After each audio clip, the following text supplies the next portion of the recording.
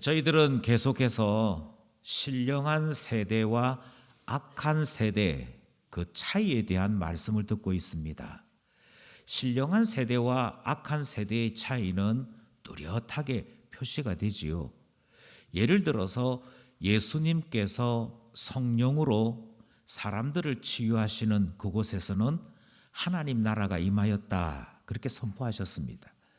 그러니까 주님 앞에 신령한 세대, 주님 앞에 은혜 받은 거룩한 세대의 사람들은 예수 그리스도로부터 치유, 위로, 평안, 소망, 생명을 누립니다. 그러니 받은 은혜로 말미암아 받은 그것을 다 드러내게 되어 있으니 이 사람들은 은혜의 사람, 거룩한 사람으로 나타나게 되는 것이지요. 주님께로부터 위로를 받아서 그것을 그대로 나타내는 이런 사람들을 우리는 신령한 세대에 속한 사람들이라 그렇게 표현하는 것입니다. 반면에 악한 세대에 속한 자들도 있었습니다. 악한 세대에 속한 자들은 주님께서 메시아로 기름 부음 받은 자로서 일하신 것을 보고도 두려워서 그리스도가 여기 계신다 이렇게 말 못하고 자꾸만 숨고 부정하고 아니다라고 말을 하면서 심지어 비난까지 하는 것을 살펴볼 수 있었습니다. 주님께서 인자를 잘 몰라서 인자를 부인할 수는 있겠으나 성령께서 역사하셔서 모든 것을 드러내셨음에도 불구하고 성령을 거부하면 결코 용서받을 수 없다 그렇게 말씀하여 주셨음에도 성령의 역사를 끝끝내 부인하는 우리 성령님께서 보여주시는 교훈들을 끝끝내 부인하는 이런 사람들이 있더라 하는 것이지요. 그리고 그 사람들을 악한 세대에 속한 사람들이라고 주님 말씀하셨습니다. 그리고 본문이 이어지면서 그 악한 세대의 사람들이 성령을 통하여 예수 그리스도 만나는 것 그것 추구하지 아니하고 자기 자신이 판단자가 되고 자기 자신이 심판자가 되어서는 표적을 보여주십시오. 표적 구하는 것을 지켜볼 수 있었습니다. 그러자 예수님께서 악한 세대가 표적을 구한다 그렇게 말씀하셨지요. 결국 악한 세대는 주님의 은혜, 주님이 베풀어 주시는 치유, 주님께서 베풀어 주시는 놀라운 말씀을 듣고도 보고도 깨닫지 못하는 그런 사람들인 것을 확인할 수 있었습니다. 그래서 나누어지지요. 신령한 사람들은 예수 그리스도 보는 사람들입니다. 신령한 사람들은 은혜를 날마다 고백하는 사람들입니다. 그리고 그들의 몸에서 말에서 행동에서 나오는 모든 것들이 받은 은혜대로 신령한 것을 드러냅니다. 반면에 보지 못하는 사람, 듣지도 못한 사람들, 그래서 자기 본성을 따라 비난하고 두려워하고 의심하고 자기 자신의 만족을 위해 살아가는 사람들은 끝내 주님을 부인할 뿐만 아니라 성령을 부인함으로 심판을 자초하는 것을 보더라는 것입니다. 나누어지는 것이지요. 이렇게 나누어지는 이 말씀 속에 주님께서 오늘 본문의 말씀을 우리에게 주신 것입니다. 이 말씀 속에서 제일 먼저 우리가 고백하길 원하는 것은 우리 모두는 둘 중에 하나에 속해 있지 중간에 속해 있는 자는 아무도 없다 하는 사실을 인정해야 할 것입니다. 다시 말씀드립니다. 신령한 세대에 속해 있든지 악한 세대에 속해 있든지 둘 중에 하나이지 중간은 없습니다. 43절입니다. 43절 말씀 함께 합독하겠습니다. 시작.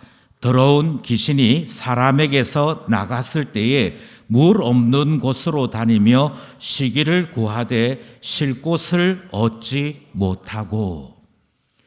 주님께서 두 가지 이야기를 우리에게 전해주시는데 그 첫 번째 이야기가 귀신 이야기였습니다. 그런데 이 이야기는 주님께서 본 것을 말씀하여 전하시는 것이 아니고 예를 드는 것입니다. 그 예를 들 때 이 당시 사람들이 가장 잘 아는 이야기를 통해 예를 들었던 것이지요.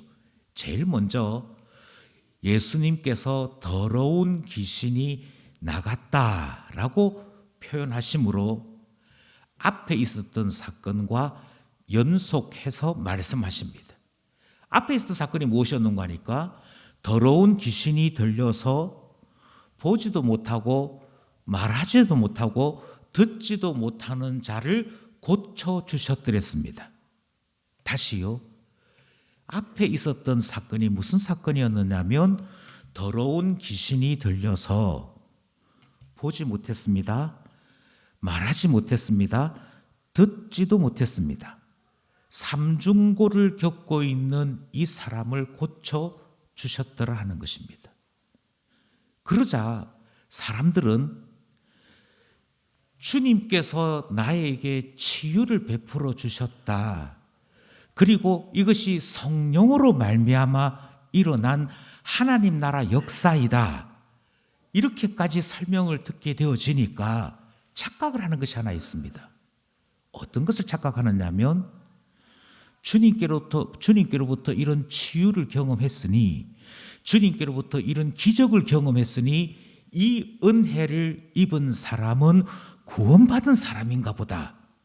이 착각을 한다는 것입니다. 주께서 지금 이것에 대해 다시 분명하게 선을 것입니다. 중간은 없습니다. 분명히 어느 한쪽에 속해 있습니다. 분명히 어느 한쪽에 속해 있는데 정말 충격적이게도 많은 사람들이 나 자신이 아직까지 구원에 이른 것이 아님에도 스스로 병고침 하나 받아놓고 그것에 대한 놀라운 기적 하나 체험해 놓고는 그게 구원의 은혜라고 생각하는 이런 일이 벌어지는 것입니다. 그런데 주님은 그것이 아니라고 말씀하십니다.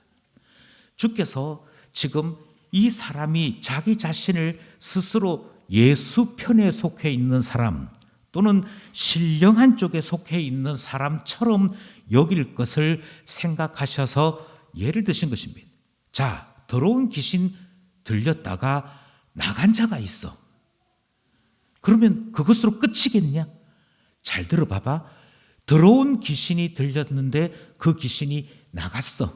나갔다가 밖에 나가보니 물 없는 쉴 곳을 찾았는데 찾을 수가 없었어 라고 설명하십니다. 여기에 등장하는 물 없는 쉴 곳 하는 것은 이 당시 예수님 시대의 사람들이 귀신이 갇혀 있는 곳이 어디냐 하면 물이라고 생각했습니다. 귀신을 가두어 두는 감옥이 바다이거나 물이라고 생각해서 그곳을 무저갱이라고 불렀습니다. 그리고 귀신은 그 무저갱 속에 갇혀 있다가 풀려날 때가 있는데 그 풀려날 때에는 물에서부터 나와서 무추로 활동하게 되는, 이게 귀신이 감옥에서 나와서 활동하는 그것으로 표현을 한 것이죠. 이 당시 사람들의 이해를 따라서 예수님께서 낮추어 예를 들어 설명하는 것입니다. 사람들이 가장 이해하기 쉽게끔 설명하는 것이죠. 자, 예를 한번 들어보자. 귀신 들렸던 사람이 있는데 그 귀신 들렸던 사람이 그 귀신이 나와서 이제 이 사람 고침 받았어. 그리고 그 나왔던 귀신이 이제 다른 데 찾아갈 거, 다른 데 어디 갈 데 없나 하고 돌아다녀 봤는데 돌아다녀 보니 막상 갈 곳이 없게 되었다 할 때 이렇게 말씀하시는 것이지. 만약 우리의 생각대로라면 저 사람이 죽을 뻔했는데 고침받았어.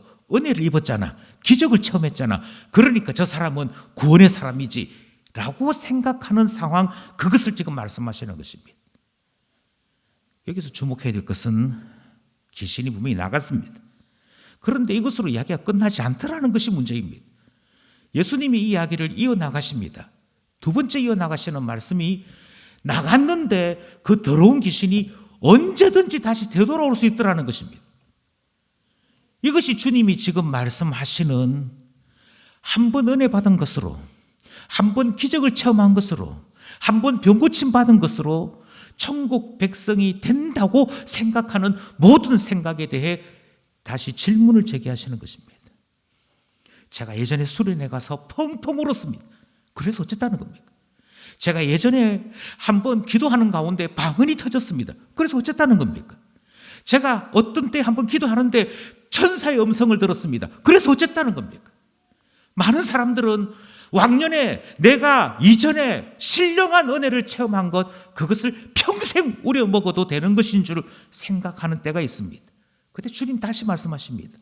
더러운 귀신 들린 자가 있었는데 그 귀신이 나갔다니까. 나갔는데 분명히 기억해야 될 것은 나갔던 귀신이 쉴 곳을 찾지 못하자 돌아와. 다시금 돌아왔다니까. 다시금 말씀드립니다.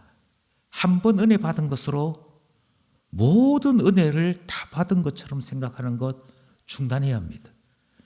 내가 이전에 성경 좀 읽었고, 내가 이전에 기도 생활 좀 했고, 내가 이전에 열심히 봉사했고, 그것을 가지고 나는 예수 믿는 사람이야, 나는 예수 안에 있는 사람이야, 그렇게 생각하신다면 이 예를 다시 한번 찬찬히 살펴보십시오. 사탄은 언제든지 돌아올 수 있습니다. 언제든지 돌아올 수 있다는 바로 이것만으로 끝이 나는 것이 아니지요. 돌아왔을 때 그의 집이 깨끗하게 청소되어 있는 것을 확인했습니다. 그래서 어쨌다는 얘기죠. 결국 이 집에는 이전보다도 더 악한 귀신 7이 차지하는 장소로 바뀌고 말았습니다. 그 전에 있던 하나의 귀신만 하더라도 큰 숙제였는데 상황이 7 귀신 들린 것으로 바뀌고 말았다. 더 험한 상태, 더 악한 상태, 더 더러워진 상태로 바뀌고 말았더라는 것입니다. 여기서 질문은 이것입니다. 도대체 이 집의 문제는 무엇이란 얘기입니까? 이 집이 가지고 있는 문제는 무엇이길래 주님께서 이 집에 대하여 악한 세대가 이와 같다라고 말씀하시는 것일까요? 44절에 그 답이 있습니다. 44절 말씀 합독합니다. 시작. 이에 이르되 내가 나온 내 집으로 돌아가리라 하고 와보니 그 집이 비고 청소되고 수리되었거늘. 집의 상태를 3가지로 설명합니다. 비었습니다. 깨끗하게 비어 있습니다. 두 번째는 청소되었습니다. 세 번째는 수리되었습니다. 이것을 다르게 말씀드리자면 그의 영혼이 지금 아무것도 없는 상태입니다. 뿐만 아니라 귀신이 그의 몸에 들어와서 그를 병들게 했던 것, 그를 아프게 했던 것, 엉망으로 만들었던 것, 그거 다 청소되고 수리까지 되었습니다. 도대체 문제가 무엇이란 말입니까?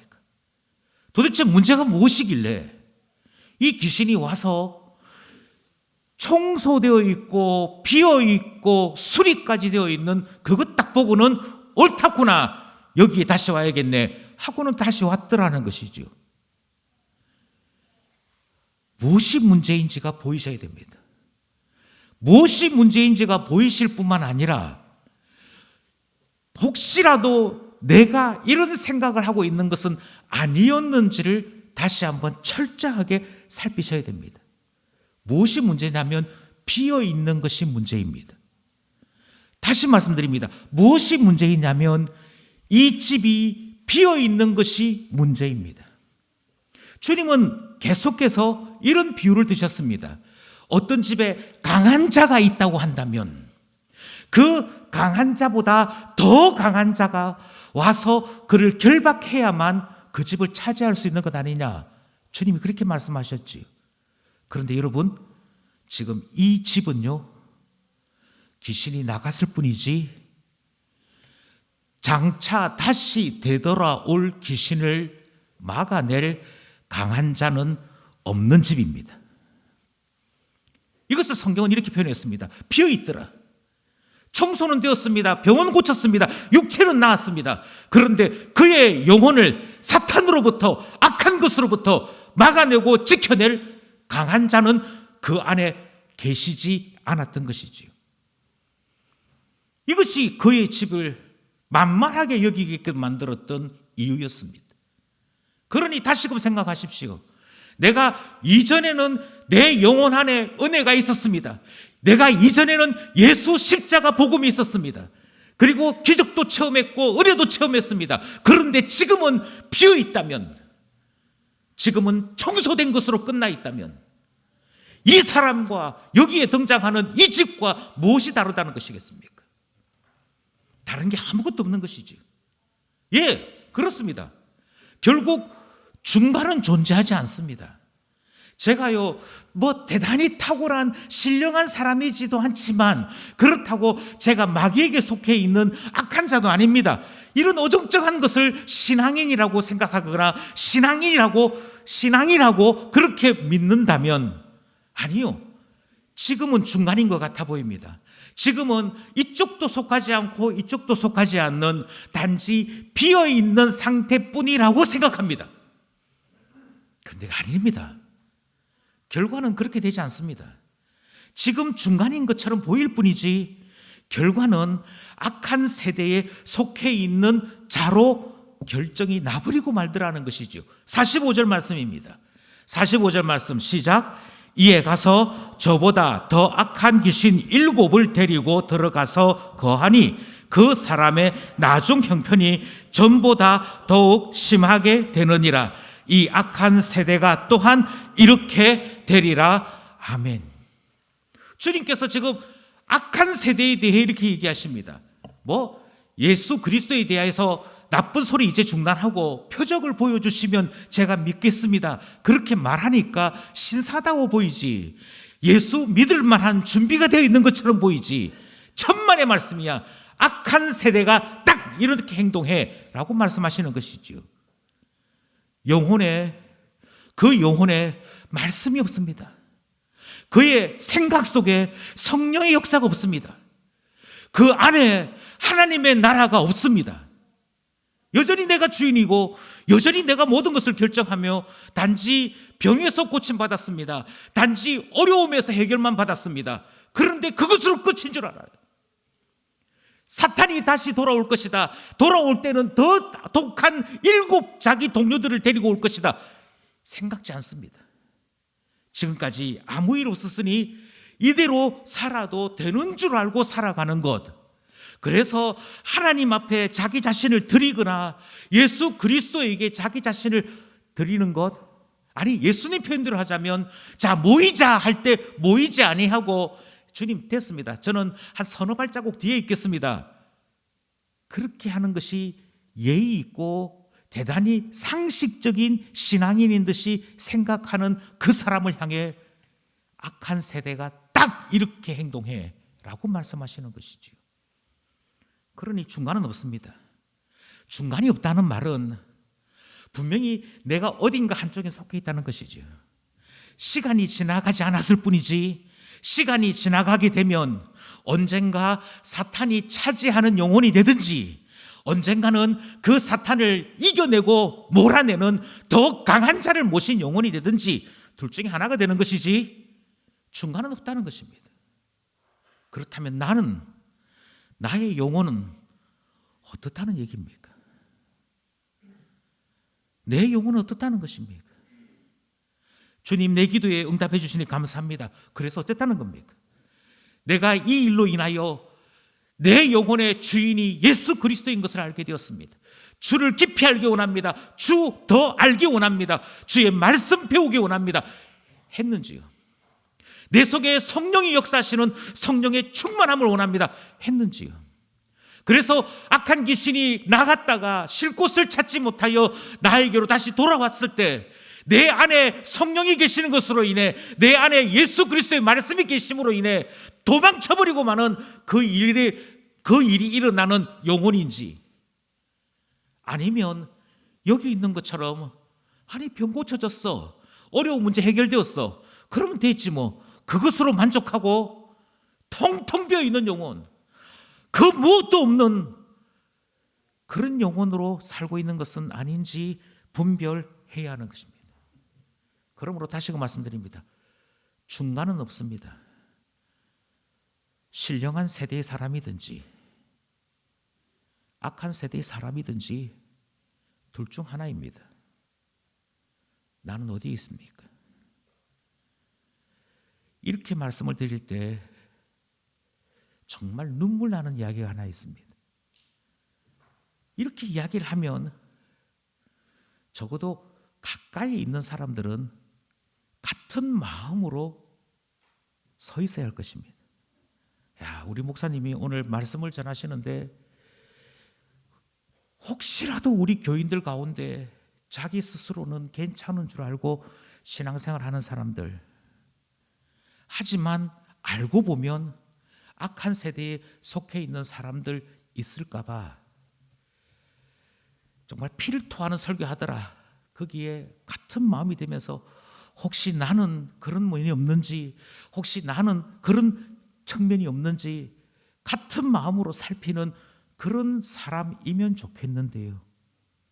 매우 놀랍게도 가장 가까이 있는 사람들부터 사실은 문제가 발생합니다. 참 신기합니다. 가장 가까이 있는 사람부터. 46절 말씀입니다. 46절 말씀 합독합니다. 시작. 예수께서 무리에게 말씀하실 때에 그의 어머니와 동생들이 예수께 말하려고 밖에 섰더니,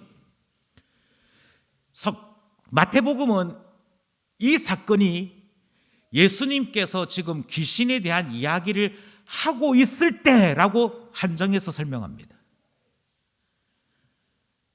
지금 내 영혼이 마귀에게 사로잡히는 영혼이냐, 마귀를 떨쳐내는 영혼이냐, 지금 그거 설명하고 있을 때인데 일이 갑자기 생깁니다.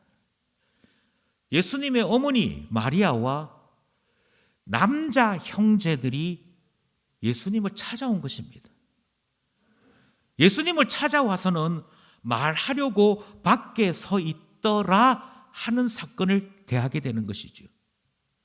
이게 그냥 쑥 지나가야 될 상황이 아닙니다. 이 상황은 적어도 우리에게 몇 가지 시사하는 바가 있습니다. 제일 먼저 어머니 마리아가 등장을 하는데요. 예수님의 어머니 마리아는 평범한 사람들이 경험할 수 있는 그 은혜의 수준을 훨씬 뛰어넘는 특별한 은혜의 사람이었습니다. 마태복음 우리가 읽고 있는데요. 마태복음 1장, 2장에서 이것을 무려 3번에 걸쳐 설명합니다. 제일 먼저 1장 8절에 있는 말씀을 기억하실 필요가 있습니다. 1장 8절 말씀 함께, 1장 18절 말씀 함께 합독합니다. 시작. 예수 그리스도의 나심은 이러하니라. 그의 어머니 마리아가 요셉과 약혼하고 동거하기 전에 성령으로 잉태된 것이 나타났더니. 마리아는 예수 그리스도가 평범한 사람 아닌 것을 그 임신 때부터 경험했습니다. 분명히 동거하지 않았는데 임신이 되었습니다. 그리고 천사가 와서 알려줍니다. 성령으로 잉태된 것이다. 네 몸 안에 있는 아기는 우리가 그렇게도 약속했고 기다렸던 메시아시다, 구주이시다. 이 이야기를 경험했던 사람, 직접 들었던 사람이 누구냐? 마리아입니다. 이 은혜는 아무나 할 수 있는 은혜가 아닙니다. 누구나 기도한다고 누릴 수 있는 은혜가 아닙니다. 그가 성령 안에 있는 것과 천사의 음성을 들었다니까요. 그것뿐만이겠습니까? 또 있습니다. 마태복음 2장 11절입니다. 합독합시다. 시작. 집에 들어가 아기와 그의 어머니 마리아가 함께 있는 것을 보고 엎드려 아기께 경배하고 보배합을 열어 황금과 유향과 모략을 예물로 드리니라. 동방에서부터 박사들이 옵니다. 그 당시 최고의 지성인들이라고 불려지는 그들이 자기만의 방식으로 예수 그리스도를 찾아내어 그 경배하기 위해 옵니다. 그런데 그들이 드리는 예물, 그들이 취하는 행동은 왕에게, 그것도 위대한 왕에게 인사하는 그 모습을 취했습니다. 그때 누가 있었느냐? 바로 아기와 그의 어머니가 있었다라고 이야기합니다. 동방에서부터 온 박사들을 통해 이 아기는 그냥 아기가 아닙니다. 우리가 큰 별을 보고 찾아왔는데 이가 누구인지를 우리 정확하게 모르나 모든 인류들 위에 탁월한 분인 것은 알고 왔습니다. 그 이야기 들었던 사람이 누구냐? 마리아입니다. 그러니 그는 천사로부터 이야기를 들었을 뿐만 아니라 당대의 권위 있는 자들로부터 이야기를 들었습니다. 그 이야기를 들었던 내용은 예수가 누구인가 하는 것에 대한 것이지요. 얼마나 기뻤겠습니까? 하나님이 내게 이런 복을 주시다니 얼마나 놀라웠겠습니까? 하나 더 있지요. 2장 13절입니다. 2장 13절 시작. 그들이 떠난 후에 주의 사자가 요셉에게 현몽하여 이르되 헤롯이 아기를 찾아 죽이려 하니 일어나 아기와 그의 어머니를 데리고 애굽으로 피하여 내가 내게 이르기까지 거기 있으라 하시니. 얼마나 존귀한 분이었으면 천사가 장차 만나게 될 환난까지 미리 알려주면서 피하기도 했다가 다시 돌아오기도 하는 그런 인도함을 받습니다. 천사가 이만큼 긴장해서 속보라고 알려줄 만큼 그가 예수 그리스도의 구주되심을 경험했고 들었고 그로 말미암아 그 가족 전체의 안위가 보호되는 것을 경험했던 사람이 누구냐? 바로 그 사람이 어머니 마리아입니다. 그런데 다시금 말씀드립니다. 예전에 한번 은혜 받았다고 그것으로 끝이라고 생각하신다면 무려 성자 예수 그리스도를 출산한 마리아는 구원의 끝판왕이지 않겠습니까? 그런데 오늘 본문을 보시면 지금 마리아는 예수가 메시아인 줄을 알지 못하고 있습니다. 이것이 중요합니다. 그래서 성경이 뭐라고 얘기하냐면 지금 예수님이 열심히 설교하고 계시는데 그 설교하고 있는 중에 정작 바깥에서 미안한데 우리 아들 좀 나오라 해서 이러고 있다는 거예요. 이게 어느 때만 설정이 가능하냐면 비록 내가 낳은 아들이지만 저분은 구주시야. 이 사실을 모르는 사람에게만 가능한 이야기입니다. 그가 그리스도로서 이 땅에 오신 하나님의 어린 양이라고 하는 사실을 인정치 않을 때만 가능합니다. 그래서 성경은 뭐라고 얘기하냐면 문때에서부터 멀찍이 서서라고 표현하고 있습니다. 우리 한글로 표현하기가 어려워서 문 밖에 서 이렇게 했지만 실제의 의미는 문에서부터도 멀찍이 서서 저 미안한데 우리 아들 보고 좀 나오라 해서 이 이야기를 하고 있더라는 것입니다. 몰라요. 그 은혜를 누려놓고도 그 기적을 체험해놓고도 모릅니다. 모를 뿐만 아니라 다른 복음서에서는 우리 아들이 미쳤는가 보다까지도 생각합니다. 이게 가능하다는 사실을 혹시 아십니까? 이게 얼마든지 일어날 수 있다는 사실을 혹시 아십니까? 피 끓는 20대 때 신학교에 가겠습니다. 제가 목사가 되겠습니다.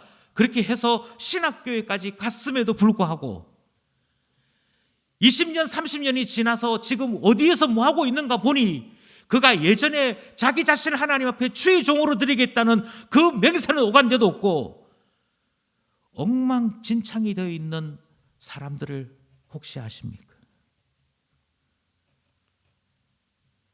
우리는 그와 같은 사람들을 주변에서 얼마든지 쉽게 만나게 됩니다. 나 장로아들이야, 목사들이야, 나도 기도원 다니면서 은혜 받고 소나무 뿌리 뽑고 해봤던 사람이야. 그런 사람들 얼마든지 만날 수 있습니다.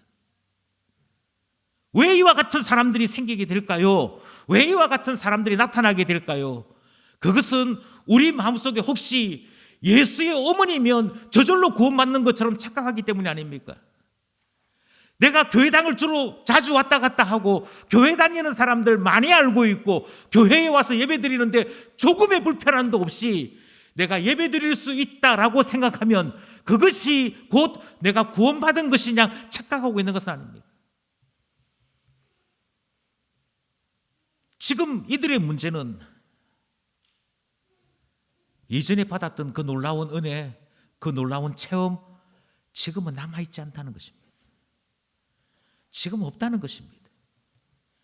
예수님에게서 가장 가까운 사람들임에도 불구하고 예수에 대해서 가장 모르는 사람들 속에 있더라는 것이죠. 예수님의 어머니가 이 정도인데 우리 가운데 도대체 누가 목사님 저희 신앙은 괜찮습니다 말할 사람 누가 있냐고요. 저는 특별한 은혜를 받았으므로 저희의 구원은 튼튼합니다. 그렇게 말할 사람이 누가 있느냐 하는 것이지. 예수님은 이 정도에서 끝나지 않습니다. 예수님은 이 정도에서 끝나지 아니하고 그의 육신의 어머니가 와 계심에도 불구하고 주께서 새로운 가족을 선포하십니다.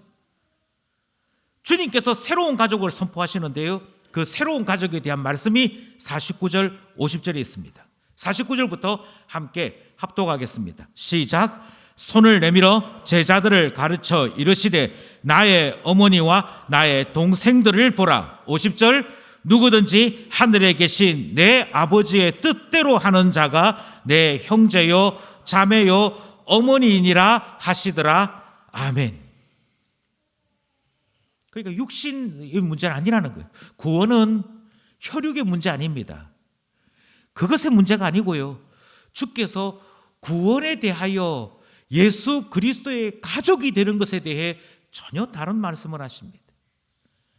어떤 사람에게 구원이 있다고 얘기하시느냐고요. 성경은 분명하게 이렇게 얘기합니다. 내 하나님 아버지의 뜻을 아는 자. 예, 하나님 아버지하고 관계가 있는 자가 구원에 이르는 사람입니다. 하나님 아버지를 내 아버지라고 고백할 수 있는 사람이 구원의 사람입니다. 그래서 하나님 아버지와 분명히 관계가 있어야 합니다. 그 관계는 적어도 하나님 아버지가 무엇을 원하는지, 하나님 아버지가 무엇을 기뻐하시는지 하나님 아버지의 뜻을 알고 그 뜻을 자기 스스로 실천하기를 원하는 마음이 있는 자라고 이야기합니다. 그러니까 하나님 아버지와 관계가 있어야 합니다. 그것이 없으면 이전에 받은 은혜 그냥 경험한 것뿐입니다. 아무런 것도 영향을 남기지 않은 것이지요. 그래서 성경은 예수님은 아주 분명하게 말씀하십니다. 내 아버지의 뜻을 알고 내 아버지의 뜻대로 행하는 자, 그 사람이 진짜 하늘 가족이지. 그 사람들이 진짜 구원에 있는 사람들이고 그 사람들이 진짜 하나님 나라 안에 있는 사람들이지 라고 말씀하시는 것이죠. 이것을 오늘 우리의 교회 용어로 바꾸어 말씀드리면 이전에 경험한 기적, 이전에 경험했던 뜨거운 신앙, 이전에 경험했던 뜨거운 봉사, 그것 의지하지 마십시오. 지금 내 안에 믿음이 있는지, 지금 내 안에 예수 그리스도를 뜨겁게 사모함에 있는지, 그를 믿고 의지하여 나의 삶을 맡기려는 참된 믿음, 그 신뢰가 있는지를 점검하십시오. 주의 말씀을 듣고 주의 뜻을 행하고자 하는 뜨거움이 있는지 점검하셔야 합니다. 그렇지 않으면 오늘 본문에서 어머니 마리아를 예수 그리스도의 형제들이 제외당하고 다른 사람들을 향하여 이 사람들이, 이 제자들이 나의 어머니요, 나의 형제요, 나의 자매라고 말씀하시는 이 일을 경험하게 되는 것이지요. 그러므로 우리는 분명하게 다시 한 번 더 우리 신앙을 점검해야 할 것입니다. 이것이 오늘 주께서 우리에게 말씀하시는 두 번째 이야기지요. 저는 이 두 가지 말씀을 드렸으므로 이 말씀 앞에서 우리 자신을 점검하려고 합니다. 우리가 들었던 모든 말씀은 약속 있는 말씀입니다. 다르게 말씀드려서 이 말씀을 따라 우리 자신들이 어떻게 변화되느냐에 따라 우리는 전혀 다른 결과를 대하게 될 것입니다. 우리의 말이 여전히 악한 세대에 속해 있는 악한 자의 말이라고 한다면 우리에게는 구원은 머릿속에 있는 지식에 불과한 것이지 결코 약속 있는 말씀이 되지 않는 것입니다. 그러나 만약 누구든지 이 말씀을 듣고서 주님 회개합니다, 돌이킵니다 라고 했다면 그에게 이 말씀은 약속 있는 말씀이 되는 것이지요. 먼저는 악한 세대에게 속지 마셔야 합니다. 악한 세대에게 속지 마셔서, 악한 세대에게 속지 않아서 표적 하나 가지고 나의 구원을 이야기하는 그런 헛된 생각에서 벗어나셔야 합니다. 만약 내가 하나님의 사람이요 하나님을 아버지로 모신 하늘 가족이라고 한다면 나는 하나님의 가족으로서 내 안에 거룩하고 신령한 하나님 나라의 영광이 나타나게 될 것입니다. 하나님을 만나는 것을 기뻐할 것입니다. 하나님과 함께하는 시간들을 즐거워할 것입니다. 하나님과 함께 나누는 대화를 기뻐할 것입니다. 그러나 그것이 아니라면 다시 한번 말씀드리거니와 돌아오십시오. 회개하시고 거듭나시고 주 성령으로 말미암아 내 안에 경건의 놀라운 역사가 나타나도록 기도해야 할 것입니다.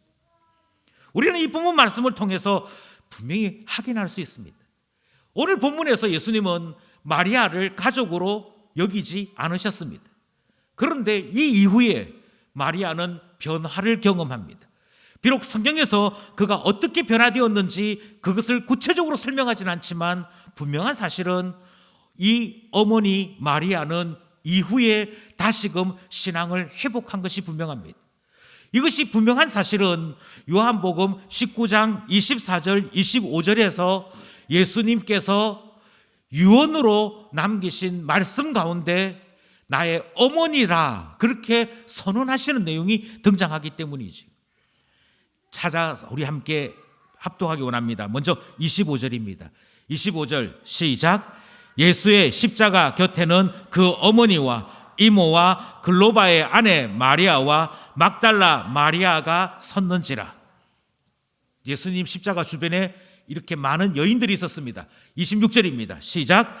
예수께서 자기의 어머니와 사랑하시는 제자가 곁에 서 있는 것을 보시고 자기 어머니께 말씀하시되 여자여 보소서 아들이니다 하시고.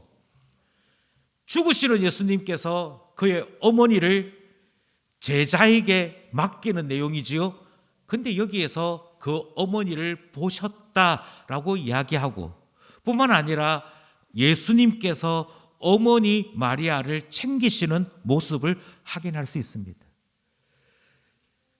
하나님 뜻대로 행하는 자만이 가족이라고 말씀하셨던 예수님이 마리아를 마지막에 챙기시는 모습은 우리에게 그가 돌아왔음을 확인할 수 있는 표시가 되지요.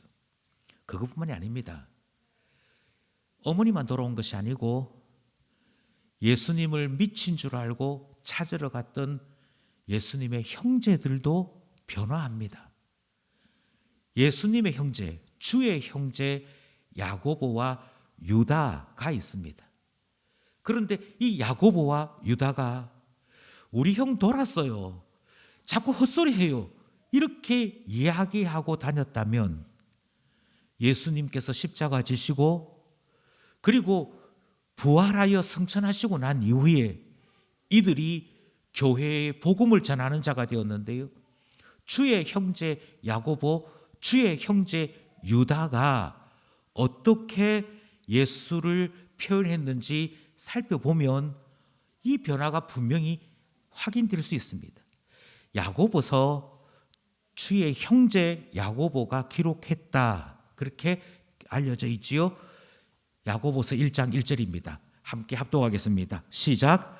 하나님과 주 예수 그리스도의 종 야고보는 흩어져 있는 12지파에게 문안하노라. 여기에 형제라는 말이 한 번도 등장하지 않습니다.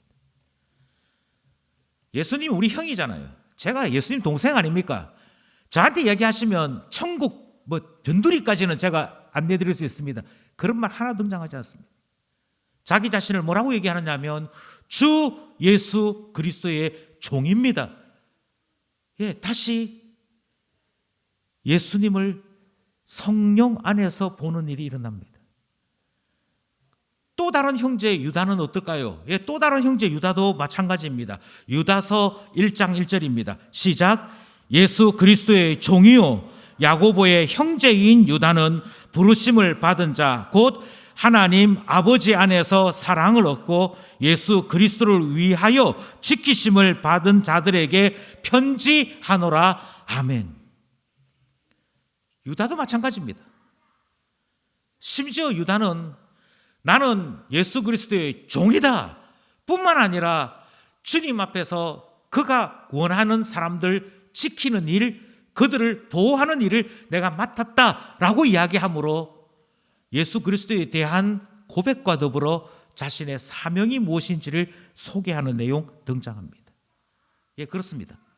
사람은 얼마든지 바뀔 수 있습니다. 우리가 마귀의 자식으로 태어났고 우리 안에 부패한 본성이 있습니다만 성령이 임하시고 은혜를 받으면 얼마든지 악한 세대에 속해 있던 자가 신령한 세대로 바뀌어지는 줄 믿습니다. 이것은 주께서 구원받는 자를 찾아 부르시는 주님의 놀라운 은혜 안에 약속되어 있는 말씀입니다. 그러므로 숨기지 마시고 도망가지 마시고 주의 은혜 앞에 이르러 하나님 앞에 은혜의 사람, 하나님 아버지와 관계 있는 사람 되는 이 일을 택해야 할 것입니다. 이것이 오늘 우리가 말씀을 통해 발견하는 내용인 것이지요. 두 번째 내용이 있습니다.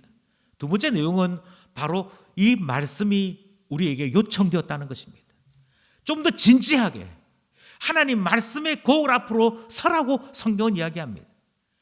어머니조차도 시험에 들 때가 있더라니까요.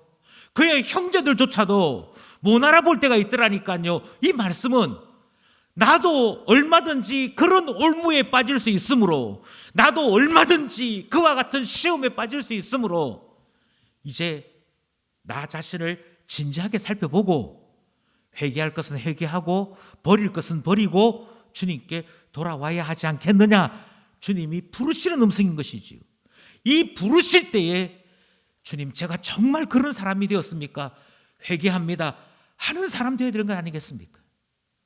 오만하고 교만해서 제가 어떤 기적을 처음 했는데요, 제가 어떤 능력을 경험했는데요, 그렇게 해서는 안 된다는 말씀 아니겠습니까? 저는 도리어 두려워합니다. 많은 사람들이 회개를 평생에 한 번 딱 하면 되는 줄 알고 있습니다. 많은 사람들이 내 마음대로 살다가 주님 만나기 직전에 회개합니다 하면 되는 줄 그리 알고 있습니다. 회개마저도 내가 뜻을 세우면 되는 줄 알고 있습니다. 아니요, 예수님을 믿는 것이 은혜인 만큼 회개도 은혜에 속해 있는 문제입니다. 오히려 반대라니까요. 정말 이 말씀 앞에 진지하게 서야 될 것을 거듭거듭 요청드리는 이유는 마리아처럼 은혜를 경험했다가 미끄러지는 사람들, 세상 사람들 말에 휘청휘청거리면서 의심했다가 믿었다가 왔다 갔다 하는 사람들이 예수 처음 믿는 사람들보다 얼마나 더 힘든 줄 아십니까? 히브리서 6장 6절 말씀입니다. 히브리서 6장 6절 말씀 시작. 타락한 자들은 다시 새롭게 하여 회개하게 할 수 없나니 이는 그들이 하나님의 아들을 다시 십자가에 못 박아 드러내 놓고 욕되게 함이라. 아멘.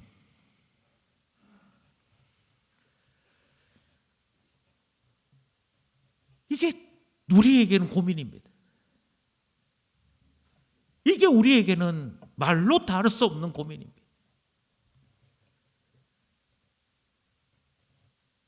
회개가 내 뜻대로 주님 제가 숨 꼴딱하게 5분 전에 회개하겠습니다. 그게 내 마음대로 될 것 같으면 회개는 은혜에 속해 있는 문제가 아니고 내 마음의 결단에 속해 있는 문제일 것입니다. 그런데 아니거든요. 회개를 경험하신 분들은 아시겠지만 내 의지로 내 계획으로 회개하는 것이 아니거든요.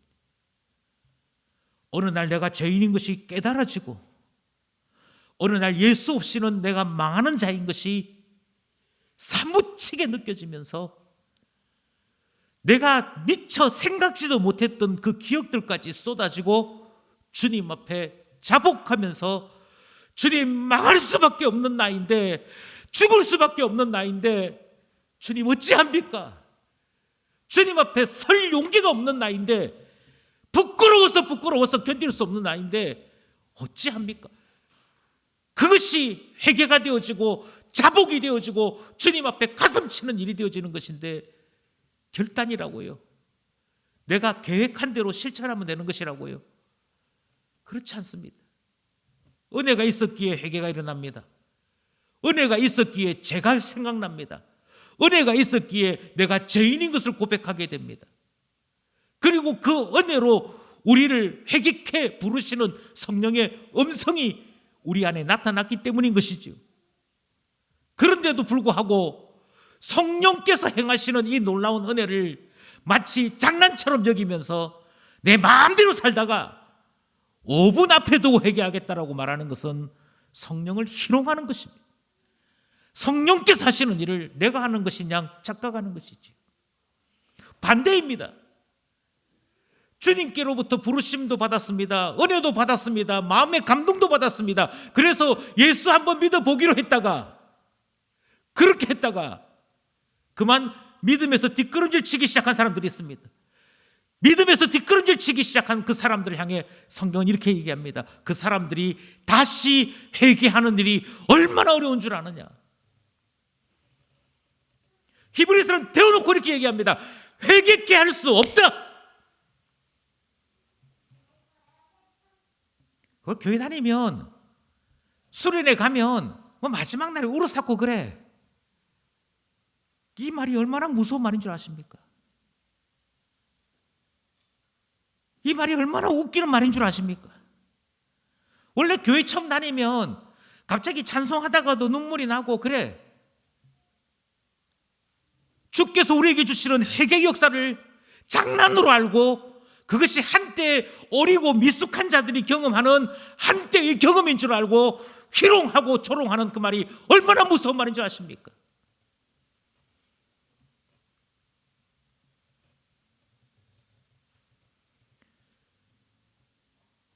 주께서 주시는 이 은혜는 오간데 없고 사람들이 만들어 놓은 것이냐 착각해서 그 속에 머물러 버리는 것이 얼마나 위험한 것인지 아십니까?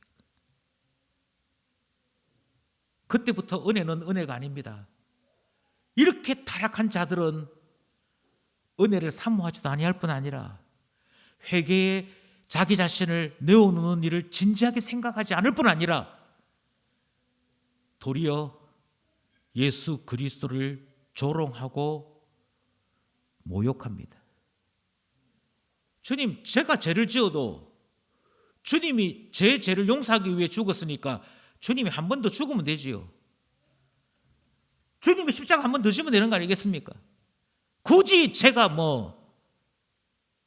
그래서 주님 앞에 나 자신을 드리거나 주님의 사람으로 더 깊이 알기를 원하는 일은 일어나지 않습니다. 그러면 악한 세대지요. 그러면 악한 세대 아닙니까?